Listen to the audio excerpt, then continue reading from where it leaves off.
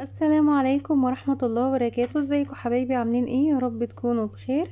النهاردة هنعمل مع بعض الحجازية الاسكندراني بأسهل وأبسط طريقة. يعني بعد ما هتخلصي الفيديو كده هتقومي ان شاء الله تعمليها، لان مكوناتها بسيطة جدا ومش بتحتاج مكونات كتير ولا مكلفة خالص. وهي من المعجنات الحلوة قوي في الصيف، اذا كان في الشتاء او في الصيف، مع كوباية شاي كده او كوباية شاي بحليب بتبقى حلوة جدا. اول حاجة هنا انا معايا معلقتين كده من السكر، وحطيت عليهم معلقة كبيرة من الخميرة الفورية، وحطيت حوالي نص كوباية من المية الدافية، وبقلبهم كده مع بعض وبشيلهم كده على جنب لحد ما تتفاعل مع بعضها. وبجيب معايا هنا 2 كوبايتين من السميد الناعم، السميد اللي هو بتاع البسبوسة. وبنفس الكوباية كده كوبايتين برضو من الدقيق الابيض متعدد الاستخدامات. يعني 2 كوباية، يعني 2 دقيق و2 سميد.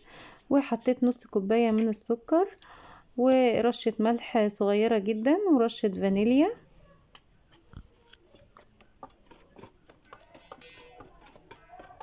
صلوا على النبي يا جماعة، اللهم صل وسلم وبارك عليك يا حبيبي يا رسول الله.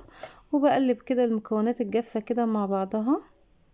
ومعايا هنا كوباية من السمنة، انا حاطة 3/4 سمنة والربع بس زيت.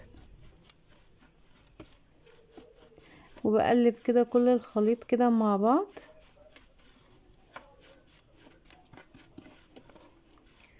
لا حول ولا قوة الا بالله العلي العظيم.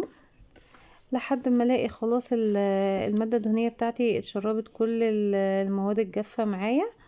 وبعد كده بنزل بالخميرة بتاعتي.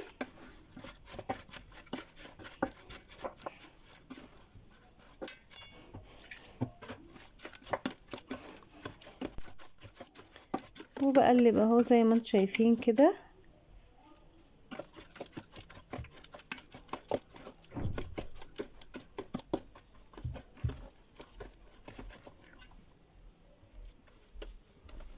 يعني انتي لو لقيتيها طريتي معاكي طريت شوية ما تخافيش، استمري كده في التقليب او عجنيها بايديكي كده كده. السميد بيشرب سوائل شوية.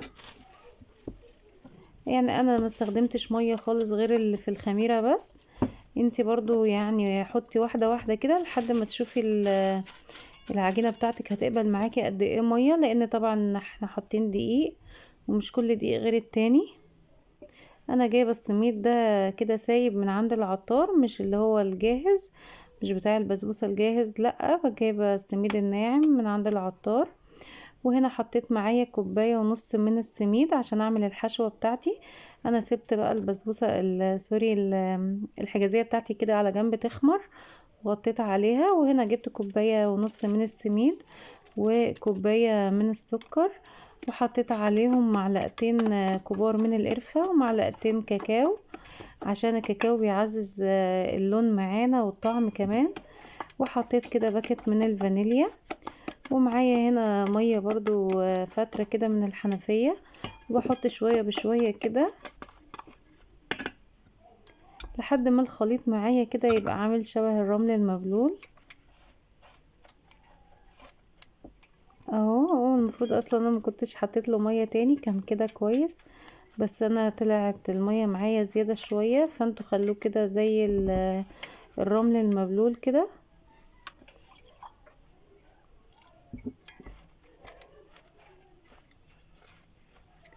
اللهم صل وسلم وبارك عليك يا حبيبي يا رسول الله. يا ريت يا جماعه اللي وصل معايا لحد هنا ما ينساش اللايك والاشتراك في القناه لو مش مشتركين. وهنا كده انا سبت الحجازية بتاعتي العجينة بتاعتها حوالي ساعة كده. هي مش بتخمر كده، مش بترتفع معايا ولا حاجة، زي اي عجينة عادي، بس ايه لازم اسيبها برضو وقت ان هي تاخد الخمر بتاعها. وبعد كده بقسم العجينة بتاعتي كده لنصين، باخد النص اللي انا هحطه من فوق، بيكون اقل من النص التاني، بفرده كده في الصينية على ورقة زبدة عشان يكون سهل معايا لما اجي اطبقه على النص التاني على الصينية دي. كده اسهل طريقة يا جماعة، جربوها ان شاء الله. يعني اللي بيخاف من عمايل الحجازية الطريقة دي هتكون سهلة معاه جدا اهو بفرد كده كل العجينة بتاعتي كده على ورقة الزبدة، وبتكون سهلة معايا جدا ان انا اشيلها كده واحركها اهو زي ما انتم شايفين. وبحاول ان انا اسويها كده كلها بسمك واحد عشان ما تبقاش حتة تخينة وحتة رقيقة.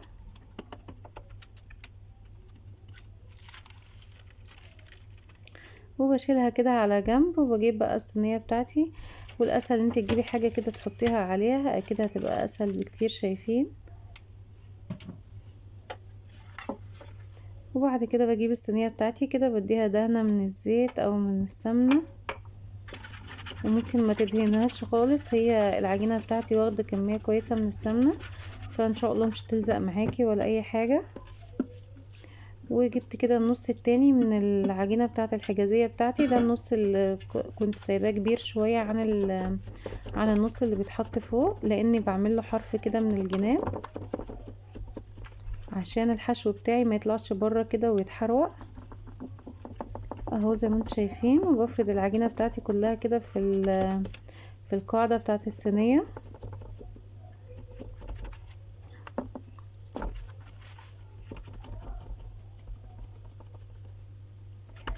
والحجازية دي يعني تعتبر من الحلويات او المخبوزات الاسكندرانية، يعني في محافظات كتير مش عارفينها، بس هي سهلة جدا وطعمها حلو قوي، اي حد من عشاق القرفة هيحبها قوي. ولو في حد مش بيحب القرفة مش لازم يحط قرفة خالص في الحشو بتاعها، ممكن تحطي كاكاو بس انا عاملة كده خليط بين الكاكاو وبين القرفة. بصوا الحشو بتاعي طلع معايا طري شوية، المفروض يبقى يعني ناشف كده عن ده شوية، بس عادي يعني اتفرد معايا بكل سهولة. وانا بصراحة بحب ازود الحشو شوية، يعني انت لو عايزة تقلليه عن كده مفيش مشكلة برضو.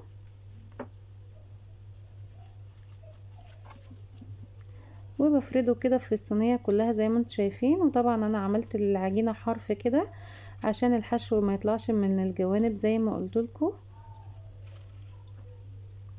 وفي الوقت ده طبعا بكون مولعة الفرن معايا عشان يسخن.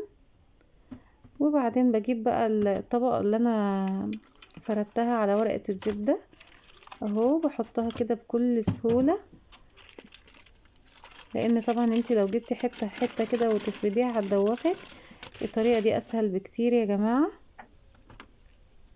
وبحاول بقى ان انا اسويها كده. اللهم صل وسلم وبارك عليك يا حبيبي يا رسول الله. وبحاول ان انا اطبق كده الحتت اللي في الجناب، امسك دي في دي كده عشان ما تبقاش فيه عاملة فرق كده اهو زي ما انتم شايفين.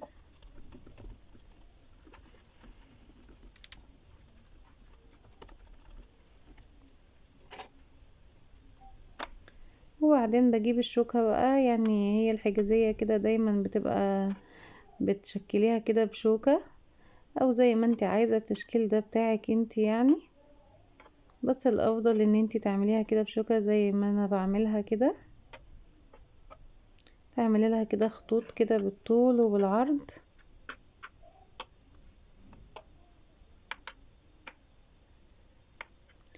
والعجينة برضو اللي انا فردتها على ورقة الزبدة دي ممكن تفرديها على ورق على اللي هو اكياس بتاعة التلاجة دي، تفردي كيس كده، بس كانت بصراحة ورقة الزبدة اسهل معايا. بس عادي لو ما عندكيش ورق زبدة تفرديها على اي كيس كده من بتاع التلاجة. وبس كده شكلتها زي ما انتوا شايفين. وانا بصراحة بعد ما كنت حطيتها في الفرن نسيت كده وان انا اقطعها، طلعتها تاني. وبعدين قلت اقطعها، لازم ان انتي تقطعيها قبل ما تدخل الفرن عشان تبقى سهلة معاكي بعد ما تخرجيها من الفرن كده، يدوب بس تمشي كده السكينة عليها. وبتقطعيها بقى كده سمبوكسات، تقطعيها زي ما انتي عايزة، مربعات او صوابع.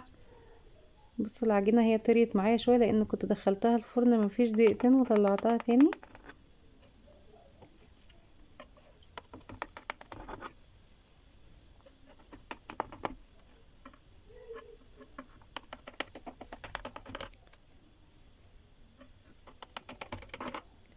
صلوا على النبي يا جماعة واستغفروا.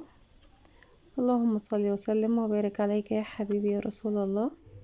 وبعدين بدخلها بقى الفرن، بتاخد حوالي تلت ساعة لحد ما تلاقي الجوانب كده احمرت كده من تحت. بحطها على الرف على تاني رف كده من تحت، والاقي الجوانب بس احمرت كده، بروح مولعه لها الشوايه تاخد الوش الحلو اللي انتوا شايفينه ده.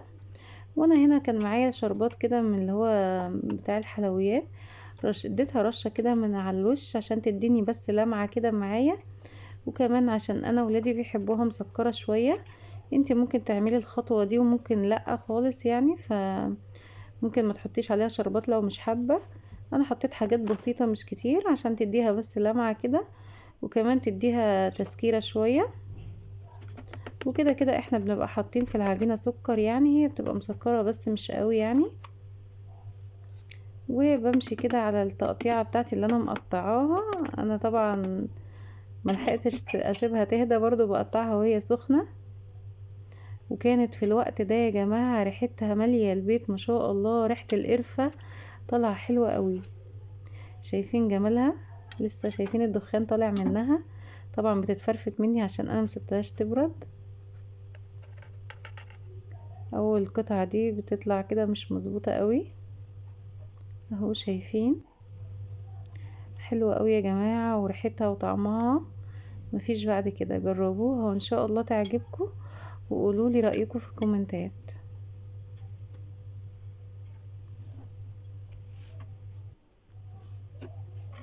والصينية دي ما شاء الله كبيرة، يعني كفت افراد كتير. بتبقى حلوة قوي في الفطار او كده بالليل كده لو جعانين في ايام الشتاء دي، بنبقى محتاجين اي حاجة ناكلها كده مع الشاي او النسكافيه او الشاي بلبن، تبقى جميلة قوي. اهو شايفين شكلها حلو جدا، واوفر من اللي بتتباع بره بكتير، ولا بتاخد معانا وقت ولا اي حاجة. هو بس مجرد الوقت اللي هي بتخمر فيه العجينة بتاعتها بس كده.